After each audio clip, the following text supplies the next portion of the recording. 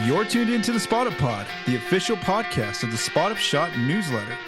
I'm your host, Paul Garcia. In today's episode, the Spurs swept their last 4 games against the Clippers, Kings, Suns, and Pacers. Looking at the Spurs' shooting from each area of the floor this season through 71 games, and finally, previewing the upcoming games for this week.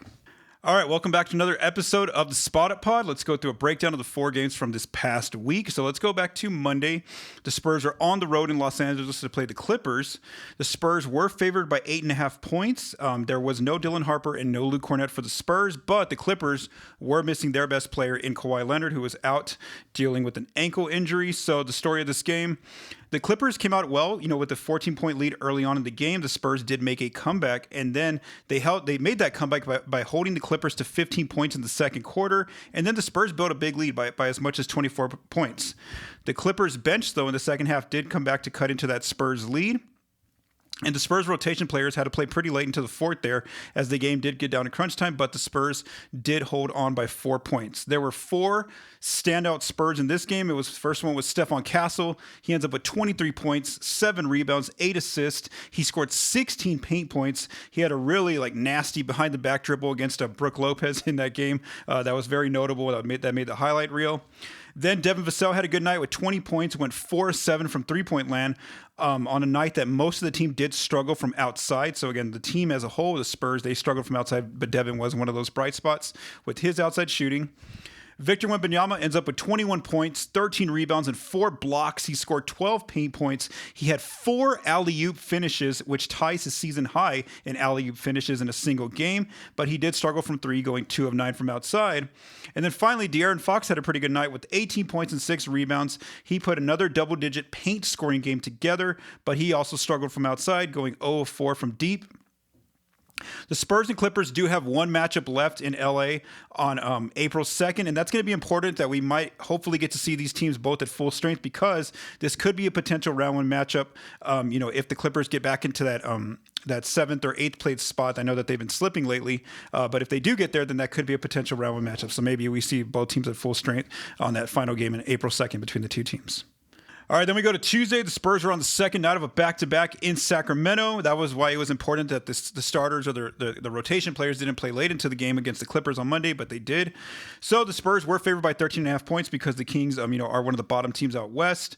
There was no Devin Vassell for this game, but the Kings were missing multiple rotation players. Keegan Murray was out, Zach LaVine, Domantas Sabonis, DeAndre Hunter, Malik Monk, even former Spur Drew Eubanks, and even second-year player Devin Carter. So again, a lot of Kings players have been out for Sacramento.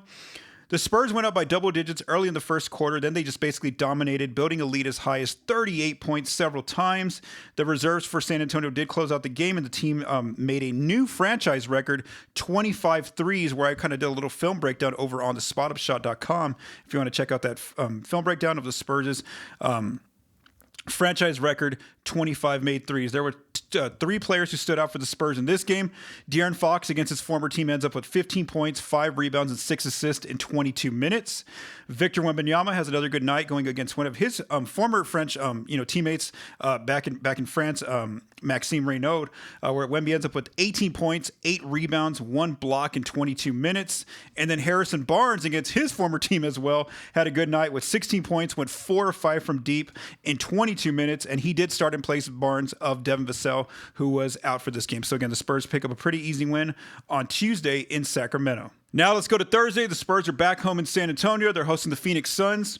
The Spurs were favored by 9.5 points in this game. There was no Stephon Castle for this game, but the Suns were missing Dylan Brooks, Grayson Allen, and Mark Williams. For the Suns, they were all out. So this was actually a very close game throughout. Phoenix led for most of the game, I will say. The Spurs, their largest lead was only 6 points, whereas the Suns, their largest lead was 11. And then we get down to crunch time. It's a single possession game. Here comes Victor Wembanyama's time. With 10.8 seconds left, Wemby makes his first career go-ahead basket with 10 seconds left, going to his right and making a pull-up jumper over Oso Ighodaro with 1.1 seconds left. Devin Booker tried to, throw up a half-court heave, but he missed, and so the Spurs ended up winning a very close win by 1 point.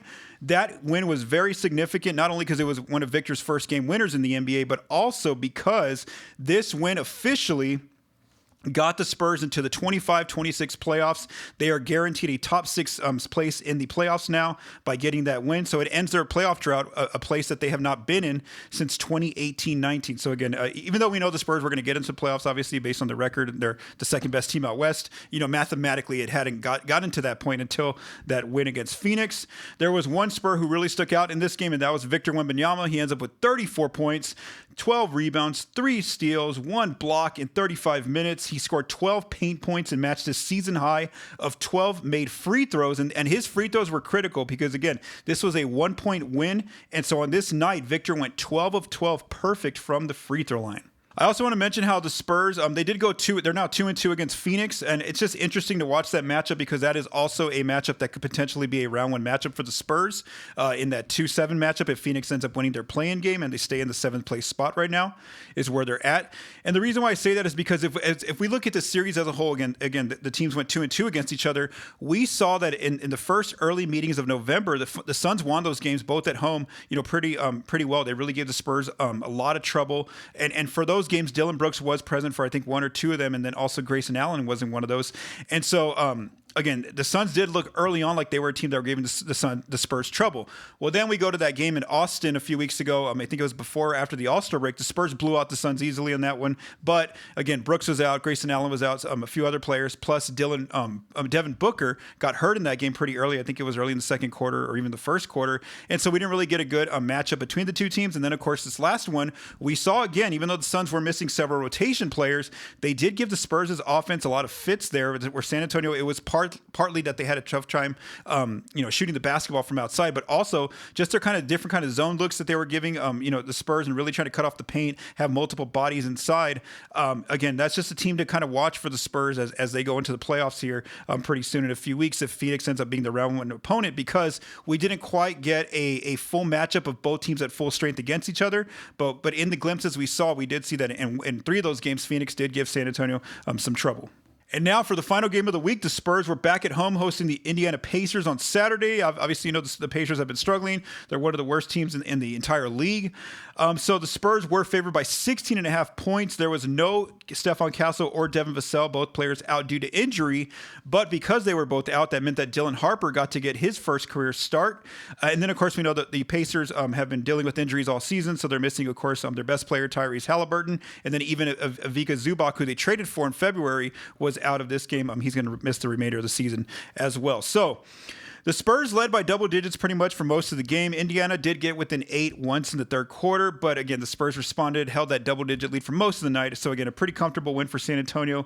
The lead got as high as 28 points, and the reserves closed out the fourth quarter for the Spurs, where they ended up winning by 15 points. All right, the Spurs had 3 top players for this game. First player was Keldon Johnson, ends up with 24 points, 4 rebounds, and 4 assists in 25 minutes off the bench. Keldon was really giving the Pacers a lot of trouble inside, just attacking them over and over for 14 paint points. It was his 11th game of the season with 20 or more points off the bench, which basically adds a really good game to his Sixth Man of the Year candidacy resume. Coach Johnson was asked basically, does he think that Keldon, should be a Sixth Man of the Year, candidate or player this year, winner this year? And Coach Johnson basically said yes, that he thinks that there hasn't been a better player, for that Sixth Man role than Keldon this year. Of course, again, it's the coach saying that, but just letting you know that the media are the ones who end up voting on the Sixth Man of the Year award and all the other end of year awards. But I will say Keldon for sure has a chance of being in the top 3 there, as I've discussed here on this podcast. And if he has a few more strong games like he had Saturday, again, he could be the front runner to end up winning that award for Sixth Man of the Year. Keldon's had a very good season.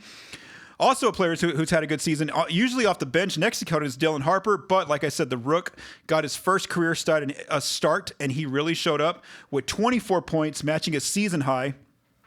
4 rebounds and 3 assists. He had a very strong game attacking the Pacers inside the paint. They really couldn't keep him out of the paint with 16 paint points. He also got to the free throw line multiple times and ends up making 5 free throws. So again, for the rookie, it was just a one-night career start with both 2 starters out in Vassell and Castle. But again, he showed that if he needs to be a starter, he can do that role as well. And then Victor Wembanyama, of course, has another good game. I mean, in limited minutes, Wemby almost had a 5x5. Listen to his stat line: 20 points, 8 rebounds, 6 assists, 5 blocks, and 1 steal in 26 minutes. So again, 4 A steal shy of a 5x5 for Victor. Again, he dominated in the paint, 12 paint points. He now has scored double-digit paint points in 5 straight games. Again, that's the longest stretch for him this season. Again, 5 consecutive games, double-digit paint points. So again, this is when I think Victor is at his most dangerous. The early Wemby we saw early on in the year before he got injured was that Wemby who's just dominating in the paint, and teams really can't keep him out. And again, that's very scary because this is something that teams have said. Coaches are saying this in their pregame press conferences. They're like, we want to try to load up on the Spurs, try to keep them out of the paint, try to keep Victor against the rim, away from the rim. And sure enough, look what's happening. He's just living inside right now.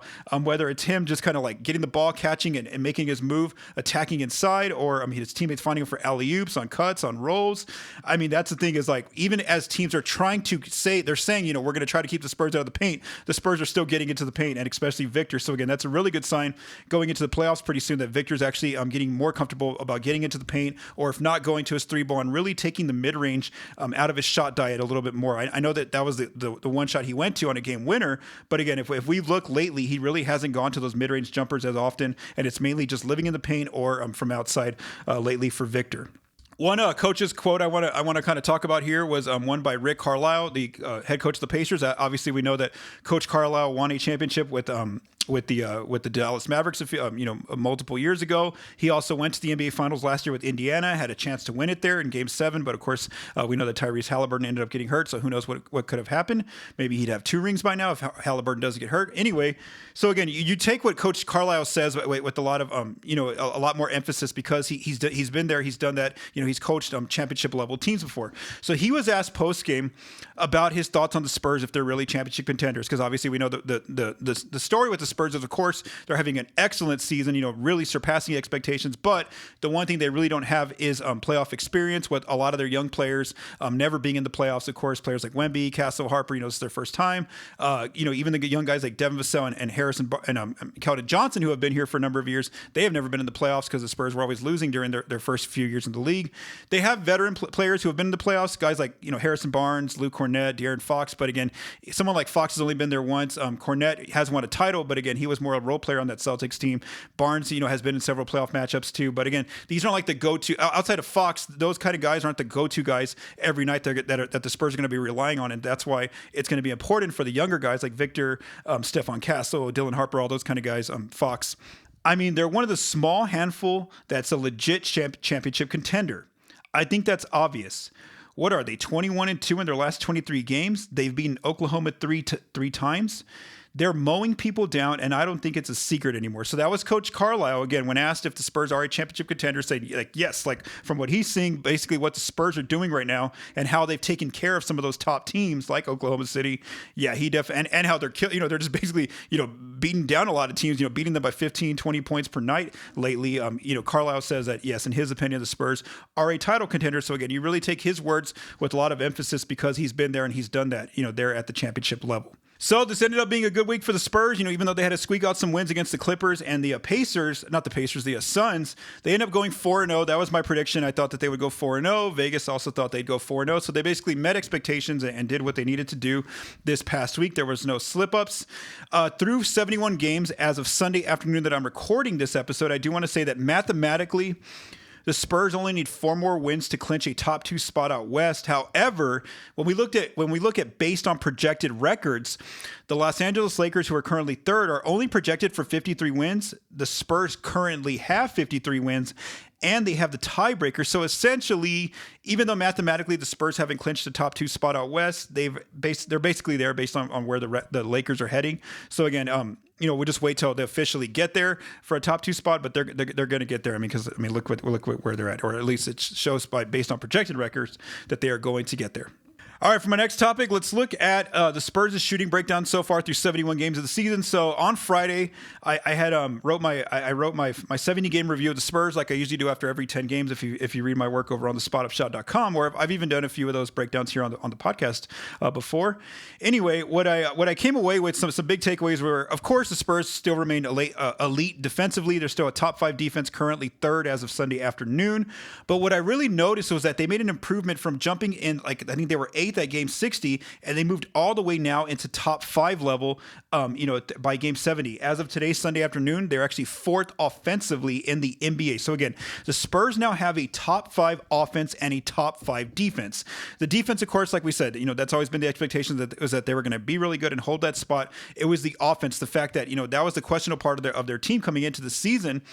And so the fact that they've actually gone from like top 10 for most of the year now all the way up to top 5, I kind of wanted to look at the shooting breakdown for the team through 71 games, see where they're at. And so I'm going to look at mainly the rotation players, who are in the lineup every night for the Spurs, and really looking at the growth that a lot of their questionable shooters have made lately since February 1st. So since February 1st, a lot of their players who have really struggled from 3 this year have really, increased their accuracy. They were shooting the ball a lot better. Stephon Castle, since February 1st, he's making 39% of his threes. Dylan Harper, rookie, first time in the NBA. He's now making 40% of his threes since February 1st. Carter Bryant, another rookie, only gets spot minutes, early in the year. Now he's getting real rotation minutes every night. His accuracy is up to 37% since February 1st. And then a lot of other guys are actually shooting well since February 1st. Harrison Barnes is back up to 43% since February 1st. Julian Champagnie and Devin Vassell, the two go-to three-point shooters, are both 41% or better since February 1st. And even Keldon Johnson is at 36% since February 1st. The only two players who's seen a little bit of decline is Wemby. I mean, he's still fine. He's basically where he's supposed to be at 35%. And then De'Aaron Fox is struggling, though. Fox is probably the only rotation player struggling from 3 at this point since February 1st, making just 31% of his threes. So, again, that's very significant that since February 1st, all their players, pretty much all the rotation players, have improved in three-point accuracy, especially their players who struggled for most of the year, like the young guards. And so, now that we know that, let's kind of put all this data from February 1st into the full season data, and let's go through a breakdown of each area of the floor where the Spurs shoot from, and I just want to give my thoughts here. And if you're watching this on video, I really implore you to do that, because I'm going to have each chart with all the numbers on there. I'm not going to go as detailed here on the audio version. So again, watch the video over on thespotupshot.com or on YouTube if you have a chance. Follow the Spot Up Pod.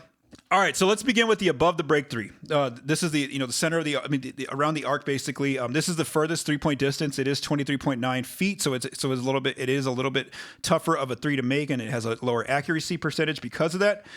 So for the season, everyone is getting at least a point per shot except Fox, Castle, and Harper. Again, this is full season data. Fox is shooting 30% on above the break threes, Castle 31%, and Harper 28%. But even those numbers for Castle and Harper have risen since most of the season.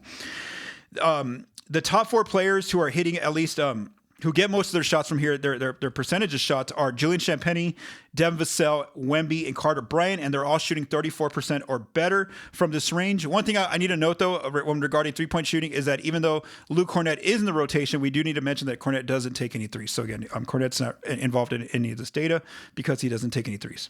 Next up, let's look at the corners. Again, this is a shot that's way more, it has a higher value because it's a shorter distance. It's only 22 feet, but this is also a shot that a lot of teams want to try to keep players away from, especially good shooters, because that's a more dangerous shot for the defense. So everyone is getting over a point per shot here in the corners for the season, except for Carter Bryant and Castle this season. So Carter Bryant's almost there at 31%, and then Castle's there as well at 31%. So both players are close, but they're not quite there in the corners.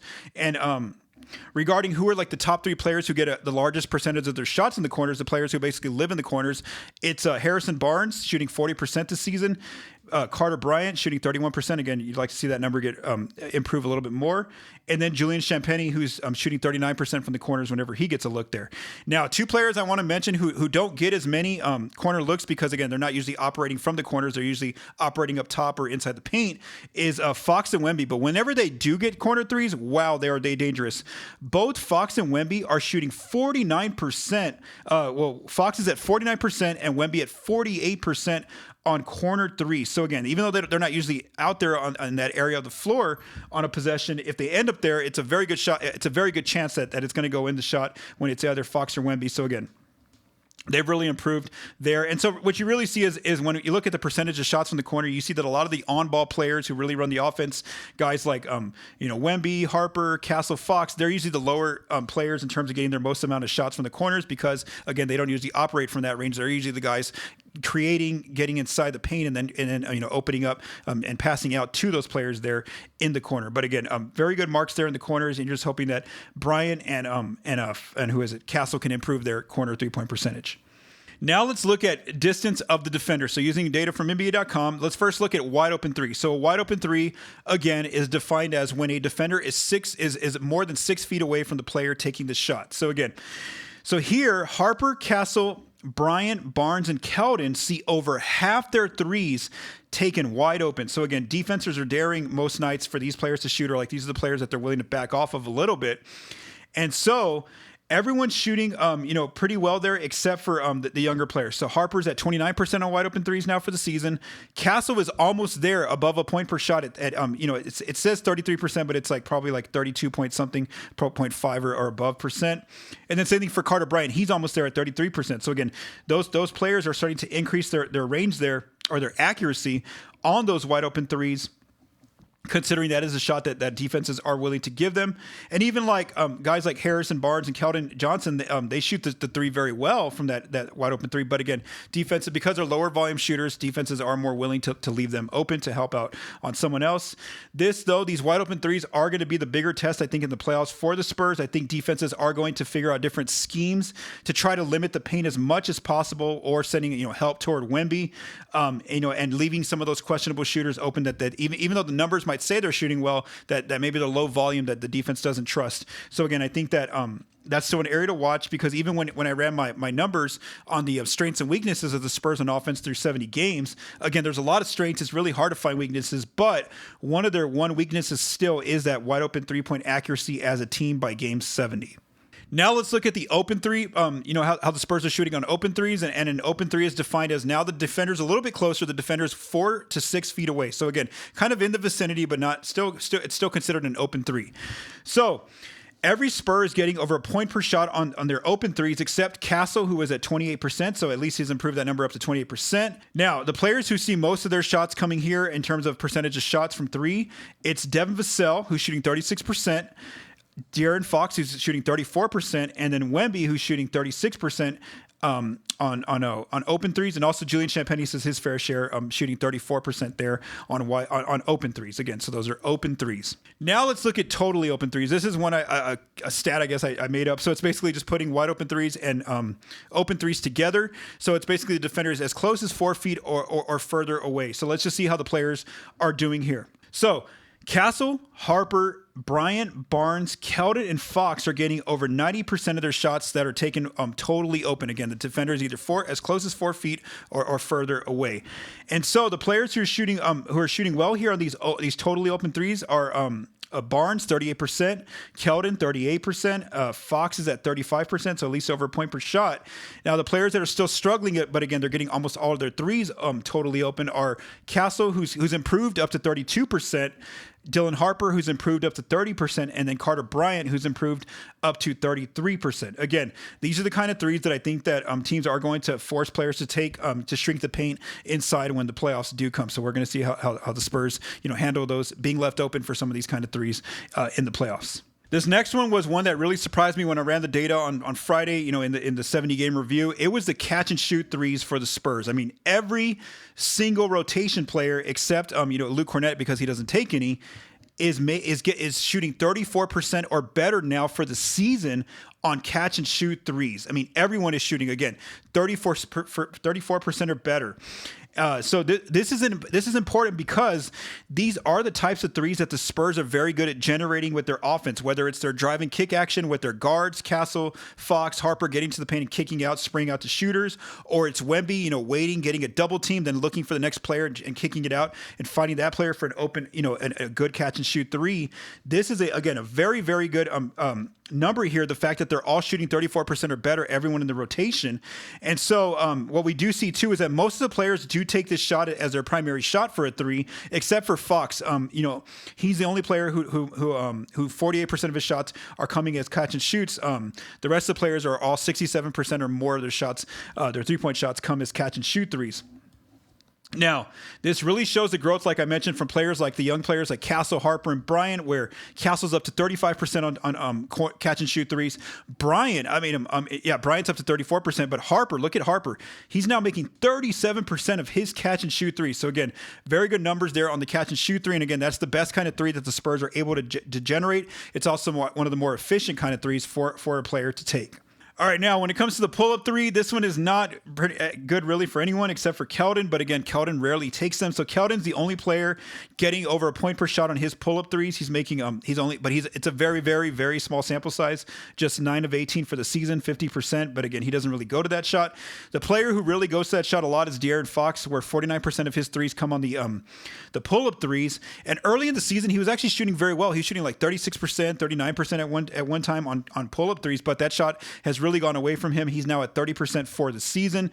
So again, if the Spurs don't have to rely on this shot, that's a good thing for their offense. They could, if they can more so try to generate those catch and shoot threes in the playoffs, that's going to help them in the long run, because as you see here by the data, these everybody's in pink or below a point per shot here on their pull-up threes. One thing I do want to note is that the guards, when playoff time comes, is they have to be more disciplined, as Stephon Castle's kind of shown, as I mentioned last week in a pod, in not settling for these pull-up threes. The reason why is because defenses will either go under, which is inviting a player to take that pull-up three because it's wide open, or they're going to back off the player, the driving player, someone like Castle, someone like a Fox or Harper, because they don't want them to beat them going into the paint and, creating havoc in there. So they'll give them 4 to 6 feet of space, back off, and kind of, invite them to take that pull-up three, which of course the defense wants. But like I mentioned, when I was looking at Castle's data last week in his 3-point shooting, he really took that shot completely out of his diet. So he knows that defenses want him to do that, but he's not doing that. He's only waiting to take a three unless it's a catch and shoot three.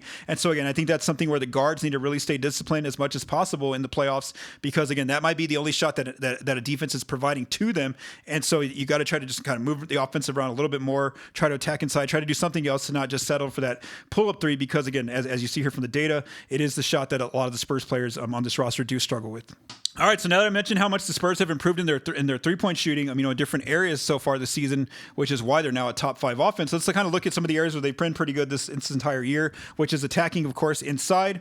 So let's first begin by looking at their shooting in the restricted area, or which I like to which is termed the dunk layup range. The closest area to the basket within 4 feet. So, everyone, shoots well from here. They they at least get over a point per shot, they're in the paint. The top 5 players who really live inside here and get closest to the rim on their shots are Luke Cornett, Dylan Harper, Keldon Johnson, Stephon Castle, and Wemby.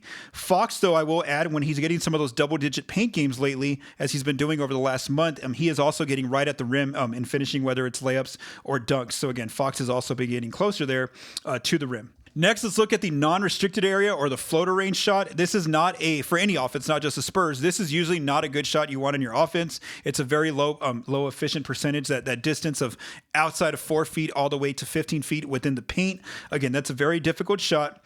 Luckily for the Spurs, they don't have a ton of players who take most of their shots here. The only players who take over 20% of their shots here are Fox, but he's very good in this area. I will say that about Fox from the paint range, from that floater range. He's making 54% of his shots here, and again, he's really good about driving inside, getting a little separation inside the paint, and then settling for not really a floater, but more so his paint jumper. He's very comfortable with that shot. That's a very good shot for him. Stephon Castle, 24% of his shots come from here, but he's only shooting 40%. So again, in the playoffs, maybe they're hoping that he doesn't take as many shots from there. But Keldon Johnson, this is one of his go-to shots where he's very good, I will say. 23% of Keldon's shots come here in the paint, and you see him when he drives inside, maybe puts his back to the defender. And whether it's a small or a big, he's really good about using his hook shot. And Keldon's doing very well here, making 52% of his floater range shots. So again, for Fox and Keldon, this is a very good shot. It's a good sign that they're taking this shot. For the rest of the players, they don't really go to this shot much in their offense. And as you'll see on the video, all of them are pretty much in red or in pink, struggling to make shots from here. All right, now when we put the restricted area and non-restricted area, or dunk layup range and floater range together, we get, of course, the paint numbers, just overall how players are shooting in the paint. So, everyone's shooting pretty well in the paint. The only player who's under 50% here is Carter Bryant, but that's more so because, we know that early in the season, Bryant was a rookie, getting only spot minutes in the first few months, and, he had trouble making some dunks at times and finishing inside, which is understandable for being a rookie and only getting spot minutes. But I will say Carter's been much better lately about attacking the rim, finishing with layups or dunks. And so I think that number, by the time the end of the season gets here, he could be over 50% from the paint, but everyone else is shooting fairly well here. I will just say that players with over half their shots coming from the paint are Luke Cornett, Keldon Johnson, Dylan Harper, and Stephon Castle. And then Wemby and Fox are right on the cusp of basically living inside the paint, with 49% of their shots coming right there in the paint. All right, and the final shot to discuss is the mid-range, which is a shot, again, that not just the Spurs, but other offenses, you don't want them taking that shot because it's not a good shot. It's a very inefficient shot, the mid-range. And so luckily for the Spurs, a lot of their players do stay away from this shot. The only player who takes over 20% of his shots from here is Devin Vassell. But that's because Devin Vassell is a very, very, elite mid-range shooter. He's taking 22% of his shots from mid-range. He's making 51% of them. So again, over a point per shot for Vassell. Wemby and Fox will go to it, but not as much in their offense anymore, like I mentioned earlier. And when they do go to it, it's they're both shooting 43% there from mid-range. But like I said, that was definitely a go-to shot for Victor in that win against Phoenix. But again, it's a good sign that the Spurs are not, settling there for a lot of mid-rangers for most of their players. So as I wrote Friday, it's getting tougher and tougher to find weaknesses for the Spurs, especially with how much they've really improved in their outside shooting. We'll see what defenses devise against them in the playoffs here in a few weeks when the playoffs do begin, because I think that's the one thing that the defenses are going to try to do is really try to stall them on offense. And I think that when playoff time does come, while the offenses might face some hurdles, I think that the defense is going to be the area where the Spurs that can be their anchor, where they can really rely on their defense every night in the postseason, just like they relied on it in that night against Phoenix recently this past week when they were struggling on offense, with their outside shooting and struggling to score, but their defense held them in that game against Phoenix, and then of course it allowed Victor to go out there and make that game winner. Let's keep going. All right, before I close this episode, let's look ahead to the week to this week's slate of games. So the Spurs do only have 3 games this week, which is really nice to only have a night off every other day, not have to do some back-to-back. So, and it's actually a fairly favorable schedule for the Spurs. So let's first begin by looking at the Spurs in their last 10 games. They are 9-1. They have the best offense in the league during the stretch, 11th best defense, and they have the 2nd best net rating. So on Monday, the Spurs are on the road in Miami to play the Heat. For the second time this season, the Heat are 6-4 in their last 10. They have the 8th ranked offense during the stretch, the 17th ranked defense, and the 11th best net rating. So because the Heat defense is ranked 17th, I'm going to go ahead and say the Spurs win this game. Again, if the Spurs are really hot right now on offense, and so if you don't have like a top tier defense against them, I think that San Antonio can do what they want on offense. So I'm going to take the Spurs. I do want to note about injury concerns. Devin Vassell and Stephon Castle are both questionable to play in this game. And then Norman Powell, Andrew Wiggins, and Jaime Jaquez Jr. are all either questionable or probable to play in this game as well for the Heat. Then on Wednesday, the Spurs are on the road in Memphis to play the Grizzlies. I believe this is for the final time this season. The Grizzlies are struggling right now. Of course, they're dealing with a bunch of injuries. Also, trying to improve their lottery odds at times. So the Grizzlies are 1-9 in their last 10. But I will say that one win was against the Denver Nuggets, a team that defeated the Spurs recently. So that is something to keep in mind if a team's not ready for the Grizzlies. And remember, the Grizzlies did upset the Spurs earlier this year at one point. So the Grizzlies are struggling on offense, or they're 18th on offense. I mean, actually, that's not too bad, but it's defense they're really struggling. They're 28th on defense in the last 10 games, and they also have a minus 10.4 net rating, which is 25th during the stretch. So because the Grizzlies are struggling on defense, that's going to allow the Spurs to do whatever they want on offense. So I'm going to go ahead and take the Spurs. And then finally, the Spurs close out the week on Saturday on the road in Milwaukee to end their 3-game road trip. The Bucks are 3-7 in their last 10 games. They are struggling on offense, 24th ranked offense during the stretch. They're also struggling on defense, 27th ranked defense to in the stretch. But they also beat some decent teams too. I think they beat the Suns recently. They have a minus 11.3 net rating during the stretch, 26. So again, because they have a bad offense and a bad defense, I am going to take the Spurs in this game as well. So I think that the Spurs should go 3-0 this week. Vegas is probably going to say the Spurs need to go 3-0 as well. If there is a letdown, it would probably be that game on Monday against the Miami Heat. Thank you for taking the time to listen to this episode of the Spotted Pod. If you like what you heard, please subscribe and leave us a rating on your favorite podcast apps and our YouTube channel. The Spotted Pod is recorded and produced by Paul Garcia. The music for this episode was written by Vincent Garcia and Paul Garcia. Thank you for listening and have a great day.